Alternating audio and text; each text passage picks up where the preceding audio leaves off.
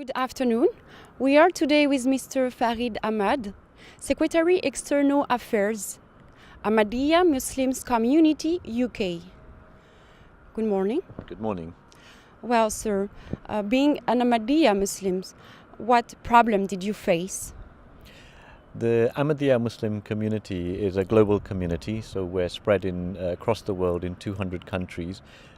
And unfortunately, in some countries, we face difficulties, most prominently in Pakistan, where we face state-sponsored persecution.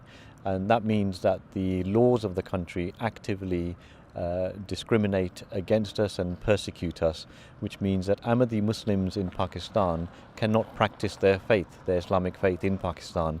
If they do, they will be punished by 3 years imprisonment according to the law of the land. And if such acts, and by practice the faith, it could be just saying the Islamic greeting, Assalamu alaikum, or praying or calling your place of worship a mosque. For these criminal acts, you will be sent to prison for 3 years.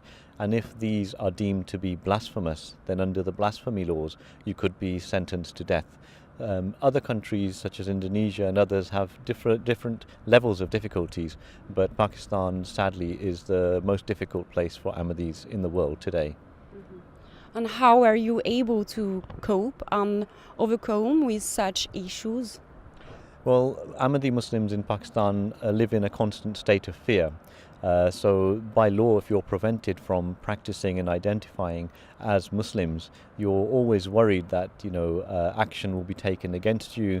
Sometimes mobs can gather and attack your places of worship, attack your homes. We've had cases where houses have been burnt, mosques have been burnt, destroyed. Our headquarters have been raided by the government. So it's a very difficult situation. And in fact, from the cradle to the grave, from the time Ahmadis are born to the time they die, they face persecution. So they live in a state of fear.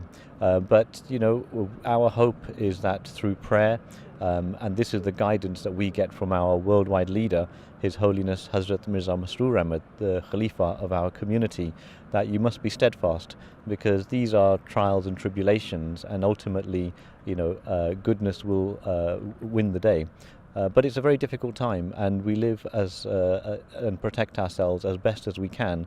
But you are at the mercy and at the whims of the mob and the state in how the treatment that is meted out to you takes place.